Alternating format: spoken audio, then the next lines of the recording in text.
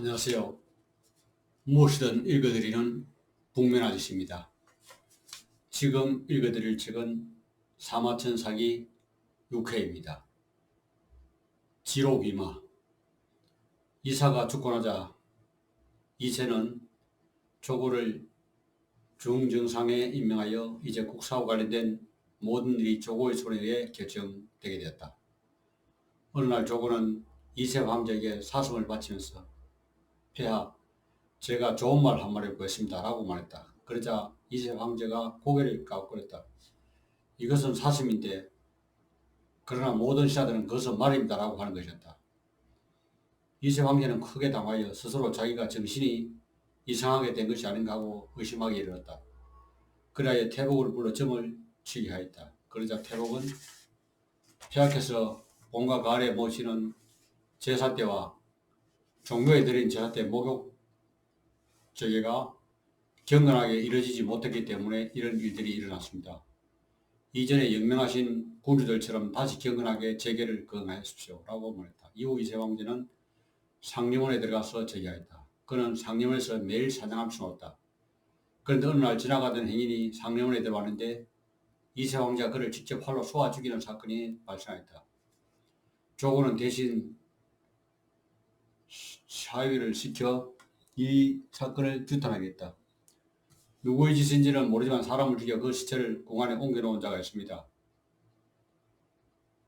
이에 이세 황제가 자기가 실수로 죽게 되었다고 말하였다. 그러자 조고는 이세 황제에게 말했다.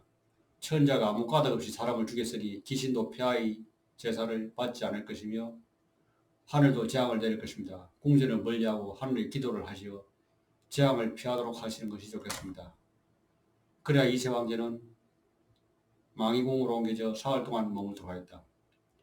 조고는 황제의 명령이라 속에서 경비병사들에게 흰옷을 입히고 손에 무기를 들게 하고 궁하로 행진하도록 했다. 그리고 자기는 먼저 궁에 들어가 황제에게 말했다. 폐하, 산릉에서 반란군들이 대규모로 쳐들어오고 있습니다. 깜짝 놀란 이세 황제가 룩에 올라가 보니 과연 흰옷을 입은 무리들이 드디어 궁으로 몰려들고 있었다. 이때 이세 황제 곁에는 오직 황관 한 명만 있을 뿐이었다. 망연자실한 이세 황제가 황관을 원망하며 울부짖었다. 그대는 일이 이 지경으로 되도록 왜 짐에게 한마디 하지 않았는가? 그러자 황관이 대답했다. 제가 감히 말씀드리지 않았기 때문에 지금까지 살 수 있었습니다. 일찍 말씀드렸다면 벌써 처형되었을 것입니다. 이때 조고가 이세 황제에게 자살하라고 강요하자 마침 이세 황제는 자살하였다. 조고는 기다렸다는 듯이 황제의 옥새를 쳤다. 그렇지만 좌우 신하 중 누구도 그에게 복종한 자가 없었다. 조고가 궁전에 올라서자 대진이 몇 번이고 무너지려고 했다. 조고도 하늘이 자신에게 황제의 자리를 주지 않고 대신들도 찬동하지 않을 것을 알기 때문에 시황제의 손자인 자영에게 옥새를 넘겨주었다. 자영은 저기를 했지만 조고가 자기를 언제 죽일지 몰라 두려움에 떨면서 병을 핑계 삼아 정사를 돌보지 않았다. 그리고는 황감, 환담 및 그의 아들과 함께 조고를 죽이 없을 계획을 세웠다. 그러나 이날 조고가 자영의 병을 무난들이기 위해 방문하자 자영은 환담을 지켜 조고를 찔러 죽이도록 하고 그 삼족을 멸했다. 그리하여 드디어 조고의 전쟁은 끝이 나고 말았다. 그러나 전나라의 운명은 이미 멸망을 향해 달려가고 있었다. 자영이 즉위한 지 3개월 될 무렵 폐공의 군대가 무관지방을 점령하고 함양으로 진격하였다. 그러자 문무백관들이 모두 진나라를 배반하고 폐공에게 저항하지 않았다. 자영은 속수무수로 있다가 마침내 처자와 함께 목에 밧줄을 걸고 지도방에서 항고하였다. 폐공은 자영을 살려주고자 했지만 곧 초나라 항우가 들이닥쳐 자영의 목을 베었다. 그리하여 진나라는 천하 통일의 커다란 위협을 달성하고 역사상 가장 거대한 국가를 건설했지만 불과 15년 만에 그리고 진시황이 죽은 지 3년 만에 어이없이 붕괴되고 말았다.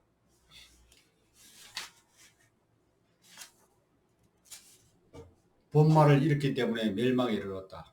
선왕은 상하의 소통이 막히면 국가의 이익을 해친다는 사실을 알았기 때문에 공경대부 선비를 설치하여 법령을 중단하고 형벌을 두어 천하를 태평하게 하였다. 국세가 강성할 때는 능히 잔인하고 포악한 행동을 금하고 반란을 주멸할 수 있었으므로 천하가 복종하였으나 국세가 미약할 때는 오패가 천자를 대신하여 징벌하고 토벌하여 제후들이 순종하였다. 비록 국세는 살아갈지라도 많은 돈 스스로 수비하면서 밖으로도 외국에 의지도 하면서 국가는 망하지 않고 보존해 왔던 것이다. 진나라가 강성할 때 법이 번잡하고 치밀하였으며 형벌이 엄혹하여 천하가 두려워하였다. 그러나 그것이 세하게졌을 때 백성들은 원한을 갖췄으며 온 천하가 들고 일어나 배반했던 것이다.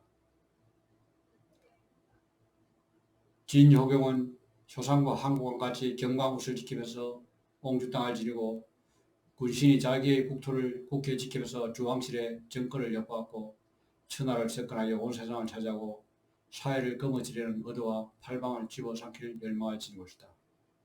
효공사후 회왕과 무왕은 선조들의 산업을 이어받고 선왕이 남긴 계획에 가여 남쪽으로 한중을 병탈하고 서쪽으로 파촉을 점령하시며 동쪽으로 비옥한 토지를 차여 여러 요충지의 장악하였다. 시황제는 효공, 해문왕, 무왕, 소영왕, 효문왕, 장량왕 등 6대 선왕이 남긴 공업을 개성하고 긴 재직을 이끌어 천하를 통제하여 동주와 서주를 겸병하고 각국 제후들을 소멸시키면서 황제의 자리에 올라서 천지사방을 제어하였다. 그리하여 고대 제왕의 원칙을 폐기하고 제자백가의 전적들을 모두 불살라서 백성들을 우대하게 하였다. 또 견고한 명성을 무너뜨리고 호골들을 살육하였으며 전국의 병기를 몰수하여 함양에 모아 이들 병기를 녹여 없애 종과 악기 그리고 12개의 동상을 저주하였다. 창업과 수성의 방법에 전혀 변화가 없었다. 시황제가 죽은 뒤 진나라의 위세는 오랑캐가 사랑국까지 진동하였다. 진성은 단지 비난하는 집안의 자제로서 평민노예였고 유랑에 지나지 않은 인물이었다. 재능은 중간 정도 사람에도 미치지 못하고 공자나 묵적 같은 현명한 지혜도 지니지 못했으며 도주공이나 어동과 같은 제부를 지닌 것도 아니었다. 그는 사주들의 행렬 중에 껴 들판에서 몸을 일으켜 피곤하여 흩어진 병사들을 통솔하고 부여가러 가는 수백 명을 이끌면서 몸을 돌려 진나라를 공개했다. 그들은 나무를 베어 무기를 만들고 대나무를 높이 들어 깃발로 하였지만 천하 백성들이 진섭에게 호응하여 구름처럼 함께하여 양식을 가지고 마치 그림자가 그 행체를 따랐던 마침내 산등의 골과 성미들이 이로 인하여 동시에 흥기하여 진나라를 소멸시켰다. 당시 진나라는 결코 약소하지 않았다. 옹교 영토도 효상과 한국과의 흥고함도 여전히 예전과 같았다. 진성의 지는 제초, 연조, 한의, 송의, 중산의 군주들보다 결코 존귀하지 않았으며 그들의 삭과 삽자로는 창이나 방패보다 결코 날카롭지 않았다. 또 부역에 동원된 백성들과 수주들은 결코 고국의 군대에 대적할 수 없었다.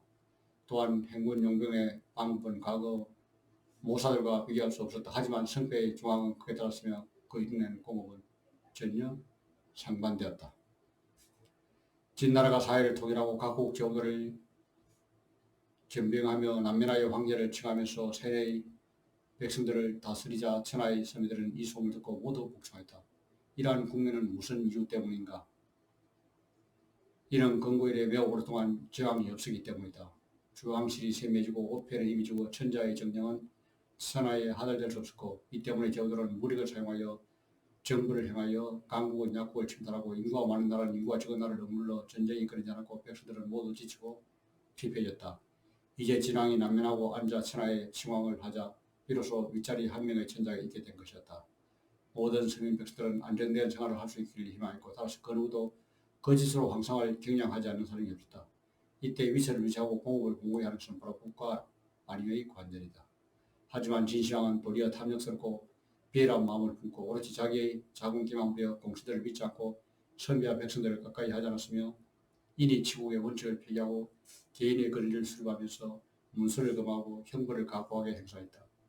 건물수수와 폭력을 우선적으로 하면서 인의는 뒤로 함으로써 폭력과 학대를 천하 통치의 출발로 삼았다. 천하를 겸병하는 사람은 건물수수의 폭력을 청산하고 천하를 안정시키는 사람은 민심에 순응하는 것을 중시한다. 진시황은 자제공신에게 본붕하지 않고 오로지 홀로 천하를 독점하기 때문에 그토록 빨리 멸망했던 것이다. 만약 진시황이 상고의 사정과 은나라와 주나라 흥망성쇠의 자치를 능히 고려하여 그의 정책을 제정하고 시행했더라면 설사 훗날 조만하고 엄난한 군주가 있었다고 하더라도 나라가 길고 망하는 위험에 이르지는 않았을 것이다. 그러므로 사망이 건립한 천하는 그 이름이 덜 알리고 완전한 것이며 그 공직이 되도록 전해질 것이다. 2. 진목공 나의 가후를 영원히 기억하도록 하라. 5마리 양과 바꾼 오고대부 백리에 기원전 654년 진나라 흥공은 우나라와 광나라를 멸망시키고 우나라의 군주와 대부인 백리를 사로잡았다. 진나라 흥공은 우나라 군주에게 배옥과 좋은 말을 선물로 주면서 백나라를 공격할 것이니 길을 빌려달라고 요청했고 우나라 군주는 이를 받아들여 결국 그만 나라를 빼앗겨버린 것이다. 진나라는 사로잡은 백리를 진나라 왕 목공에게 시집보낸 공주의 노비를 삼아 진나라로 보내게 되었다. 백리는 도중에서 도망쳐 완이라는 마을에 은신했으나 초나라 사람에게 붙잡히고 말았다. 한편 진나라 군주인 목공은 전부터 백리가 현명하다는 소식을 전해 듣고 큰 돈을 써서라도 그를 찾으려 했다. 그런데 그는 한편으로 그렇게 하면 오히려 초나라 사람이 안 주지 않을까 걱정하여 사람을 파견하여 초나라 쪽에게 제안하였다. 나의 하인 백리가 지금 초나라에 있는데 5마리의 검은 양가죽과 그를 받고 싶은 듯해서 그러자 초나라 사람은 이를 승낙하고 백리를 돌려보내주었다. 그때부터 검은 양 5마리와 교환해서 그를 차지했기 때문에 진나라에서는 백리를 오고대부라고 부르게 됐고 백리는 그때 이미 70세가 넘었다. 진목공은 직접 그를 석방하고 그와 함께 국사를 노래했다. 그러나 백리는 사양하였다. 저는 만국의 신하로서 어찌 당신께 주전에게 자문을 할 수 있겠습니까? 하지만 목공은 우나라가 망한 것은 군주가 그대 의견에 따르지 않았기 때문이요 그대의 책임은 아니오라고 끝내 마다하는 그를 끈덕지게 설득하며 서로 이야기 나누기를 사흘이 지났다. 그러자 점점 그의 사람됨과 능력이 완전히 빠져서 어떻게 하든지 국정을 맡겨야겠다는 생각이 더욱 확고해졌다. 백리는 그래도 자기 대신 다른 사람을 청구했다.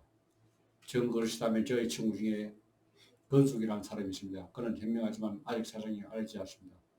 제가 옛날에 제나라에 갔을 때 저는 매우 궁핍하여 길거리에서 걸쳐오고 있었지만 건숙은 저를 거들먹였습니다. 저는 원래 제나라 왕 공소무지를 위해 일을 하려 했지만 그가 제지하였습니다. 그 덕분에 저는 제나라의 내란에 휘말려들지 않고 주나라로 도망칠 수 있었습니다.